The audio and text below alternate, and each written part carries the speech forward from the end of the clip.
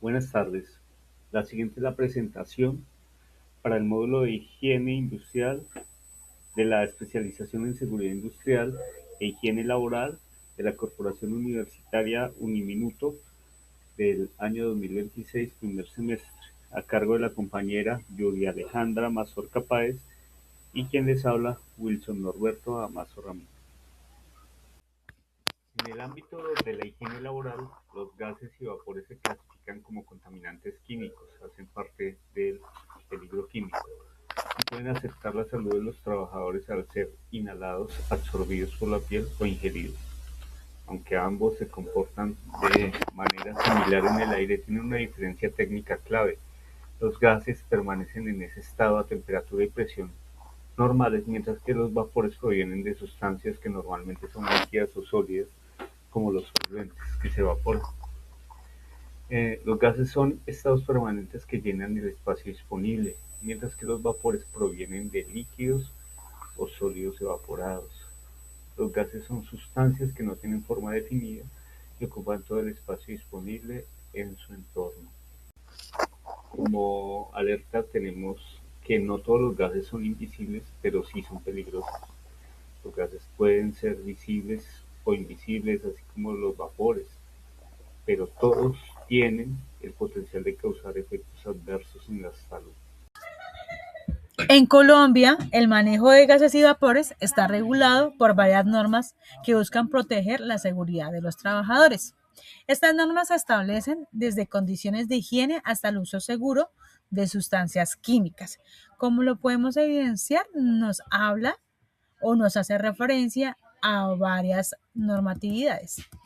Tenemos la resolución 2400 de 1979. Aquí esta resolución nos explica que es una de las normas más antiguas, pero fundamentales, que nos hace referencia a la higiene y seguridad industrial, que incluye los controles de gases y vapores en los ambientes laborales. En conclusión, podemos decir que esta norma nos dice que debemos controlar las condiciones del ambiente, incluyendo la presencia de gases peligrosos. Tenemos también el decreto 1072 del 2015, que regula el sistema de gestión de seguridad y salud en el trabajo. Aquí nos obliga pues a identificar y controlar los riesgos químicos como gases y vapores. Aquí pues ya no nos habla solamente de un control, sino de gestión de riesgos de una forma organizada dentro de la empresa. Está en la resolución 0491 del 2020. Aquí pues nos aplica a lo que son espacios confinados y nos advierte sobre las atmósferas peligrosas como son los gases tóxicos, las inflamables o sin oxígeno. Podemos decir que son espacios cerrados, los gases pueden acumularse y volverse mortales. Por eso la norma es tan estricta en este proceso. Tenemos el decreto 1030 del 2021. Aquí pues este decreto nos refiere que regula el manejo de sustancias químicas. Nos exige el etiquetado y las fichas de datos de seguridad. Aquí pues nos permite conocer los peligros de cada sustancia antes de utilizarla. Tenemos la resolución 4410 del 2009. Aquí pues nos habla o controla los gases medicinales, que pues enfatiza pues su uso seguro, especialmente pues en las áreas de la salud. Un ejemplo clave sería el oxígeno hospitalario, que su mal manejo también nos puede generar un riesgo. Y tenemos la resolución 40490 del 2022, que regula el gas licuado de petróleo, GLP, y se enfoca en el almacenamiento y la seguridad. Es clave pues, para prevenir explosiones o fugas en hogares o en las partes industriales. Aquí podemos referir en conclusión que los gases y los vapores son invisibles pero peligrosos y su control está en el respaldo por la normatividad colombiana pues para prevenir accidentes y proteger pues la salud de los trabajadores. Los gases los podemos clasificar de acuerdo a su efecto en el organismo. Podemos decir que son asfixiantes, irritantes, narcóticos o sistémicos. Los asfixiantes desplazan el oxígeno del aire, tales como el nitrógeno o el helio, o impiden su uso en células, como el monóxido de carbono. Los gases irritantes o vapores irritantes causan inflamación en las mucosas de los ojos, nariz o garganta, como el cloro o el amoníaco. Los narcóticos o anestésicos actúan sobre el sistema nervioso central causando mareos o somnolencia, como los vapores de benceno o tolueno o alcoholes. Y los sistémicos son los que decimos que afectan los órganos específicos como el hígado, los riñones o los pulmones, tras entrar en el torrente sanguíneo. Como síntomas comunes tenemos los mareos, la fatiga, y es muy necesario usar los elementos de protección individual, ya que para reducir los riesgos de su exposición. Tener en cuenta que esa exposición puede dañar los órganos o algunos de los órganos de cada trabajador o de cada cuerpo. ¿Cómo se miden los gases? En los entornos industriales y científicos, pues es fundamental medir los gases para proteger la salud y garantizar la seguridad. Esta diapositiva pues nos muestra tres métodos comunes para hacerlo. El método número 1 es el detector de multigas. Explica que es un dispositivo portátil. Señala que permite pues medir varios gases al mismo tiempo, lo que hace pues muy útil en espacios cerrados y con riesgo de fuga. Un ejemplo práctico que podemos dar a conocer es un trabajador en una planta química donde puede detectar si hay oxígeno, monóxido de carbono y gases inflamables en segundos. El método número 2 son los tubos colorimétricos, que estos tubos cambian de color según el gas presente. Se destaca que son una opción rápida y muy económica, aunque menos precisa pues, para otros métodos. Un ejemplo práctico que podemos tener es que si se sospecha de la presencia de amoníaco, pues el tubo va a cambiar de color y confirma pues su exposición. Y el método número 3, que es la bomba de muestreo. Aquí esto nos explica que recoge una muestra de aire para analizarlas en laboratorio. Aquí señala que pues, es un método más preciso y detallado, aunque requiere de más tiempo y con equipos especializados. Un ejemplo práctico que podríamos tener es los que se usan en las investigaciones ambientales, pues para detectar la presencia de concentración exacta de los contaminantes. En conclusión, podemos abordar que cada método tiene sus ventajas y sus limitaciones. Los detectores son más rápidos, los tubos son más prácticos y las bombas son precisas. Pues la elección depende del nivel de riesgo y del tipo de análisis que se necesite. Los gases son invisibles, pero se pueden medir. Por eso esta diapositiva pues, nos recuerda que existen herramientas claves para protegernos, los detectores y los tubos colorimétricos. Nos enfatiza que no solamente se trata de tecnología, sino de prevención y cuidado de la vida. Tenemos ahí pues el tema de los detectores, como lo muestra la imagen. Más que explicar cómo funcionan, es resaltar el rol preventivo que nos ayuda. El detector portátil pues, nos da una alerta inmediata, permitiendo pues, evacuar o actuar antes de que el riesgo se convierta pues, en un accidente. Los tubos colorimétricos, como se muestran allí en la imagen, pues enfatiza su función educativa y de control. Estos tubos nos muestran de una manera visual que el gas está presente, que es una herramienta sencilla y que pues, nos ayuda a confirmar riesgos específicos. Aquí, pues, como nos evidencia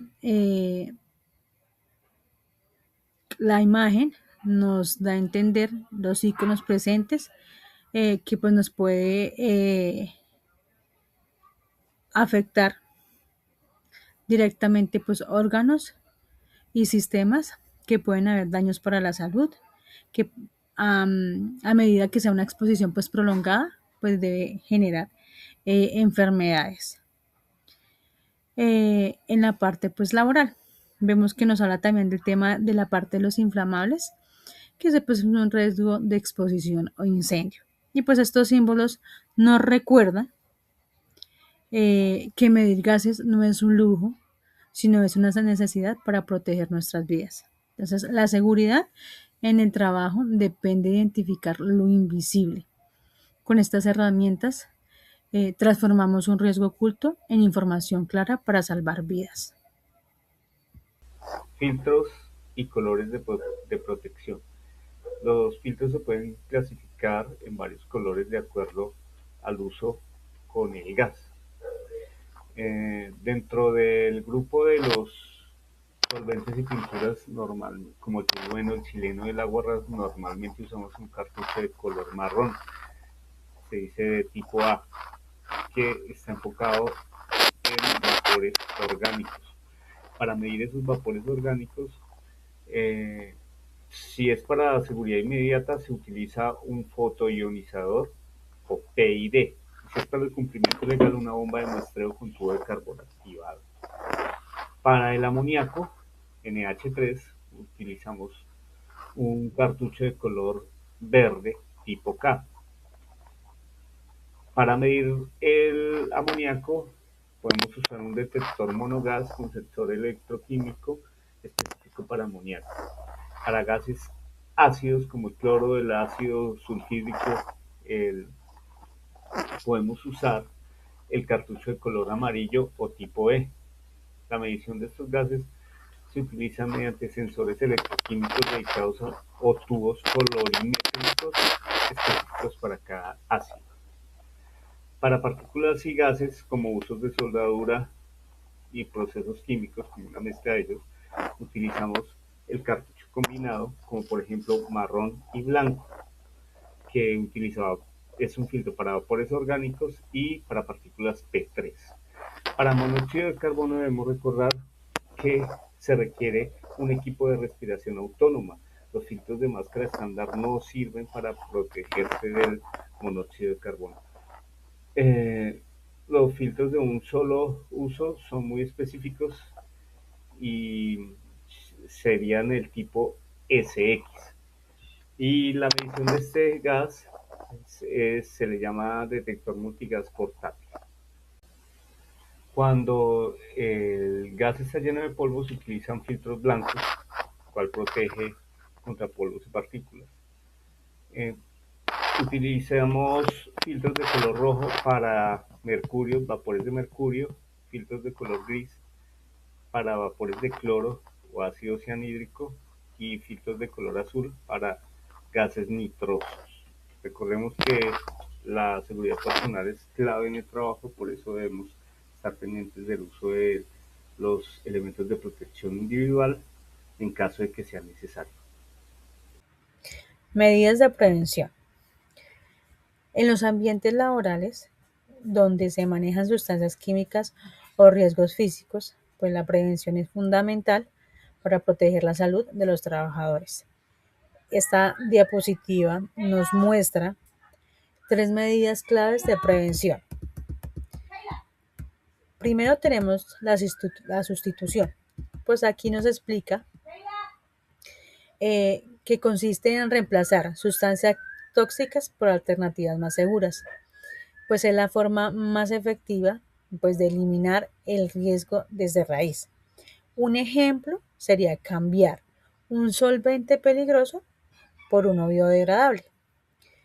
Tenemos también la medida de prevención como la ventilación.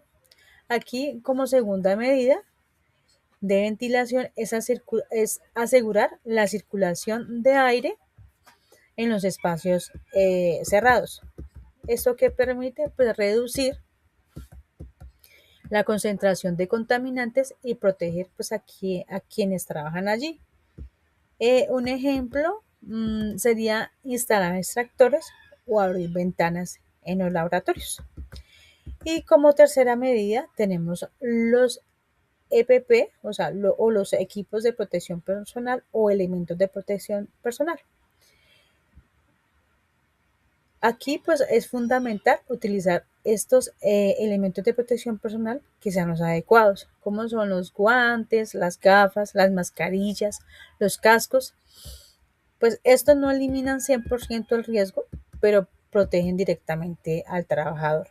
Entonces un ejemplo clave sería usar respiradores cuando se manipulan químicos volátiles.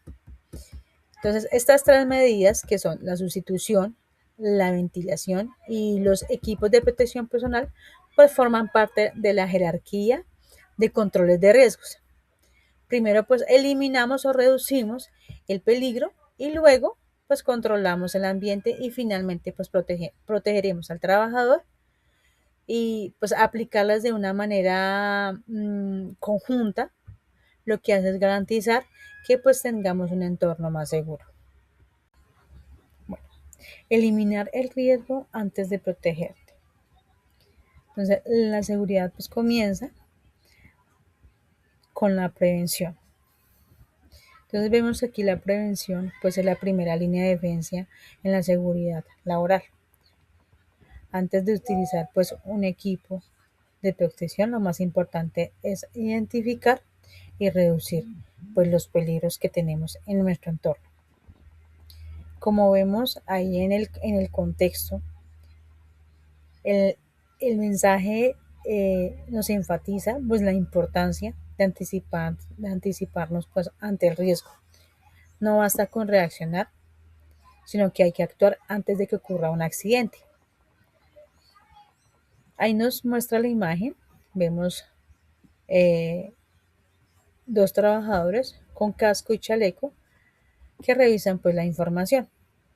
Esto representa pues la planificación y el control.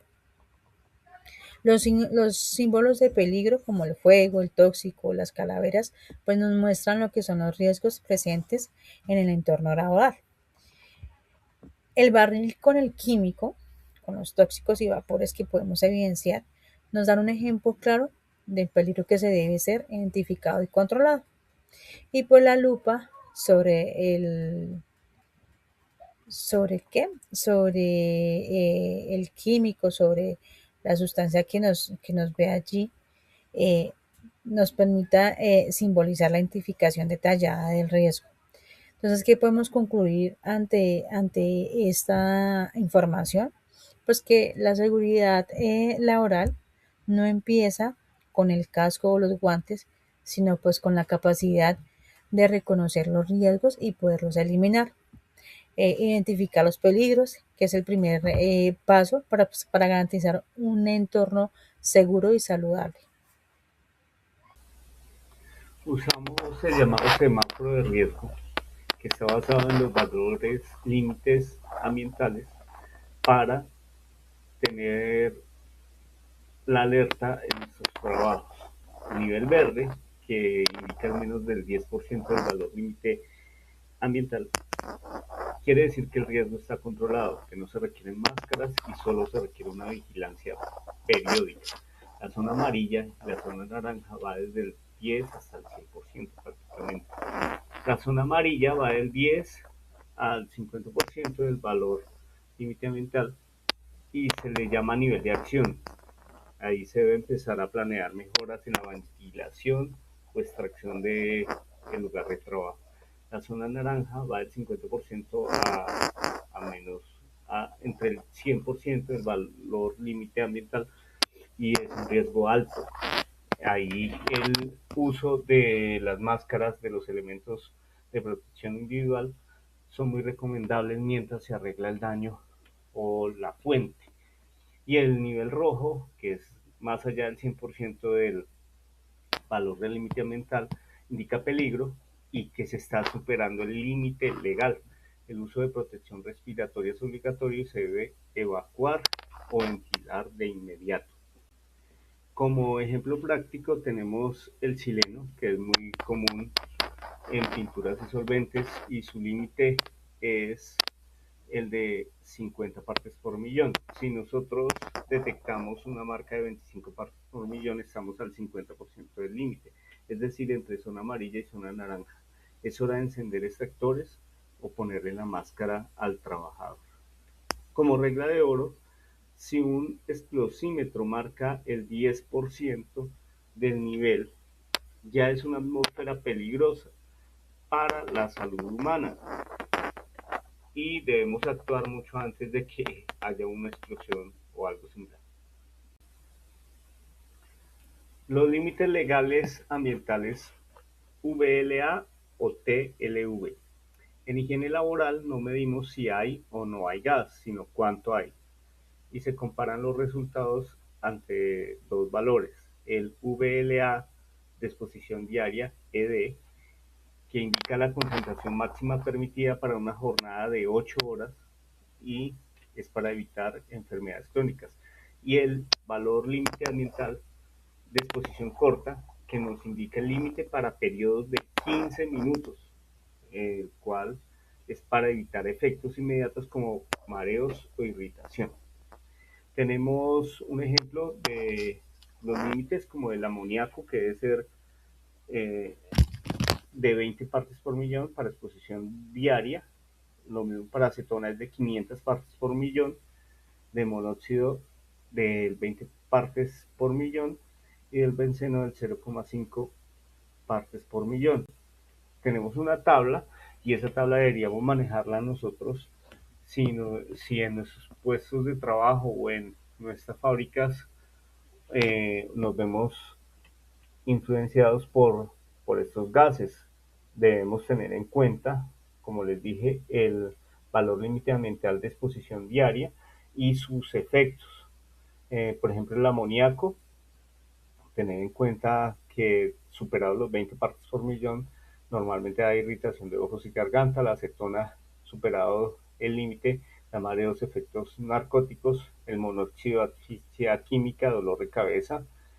El monóxido es algo muy peligroso. Y el benceno, riesgo cancerígeno. Debemos ser muy estrictos con la exposición a todos los gases, sobre todo los cancerígenos y los que nos producen la muerte inmediata con el monóxido. Muchísimas gracias por la atención y quedamos atentos a cualquier pregunta, cualquier duda. Que estén muy bien.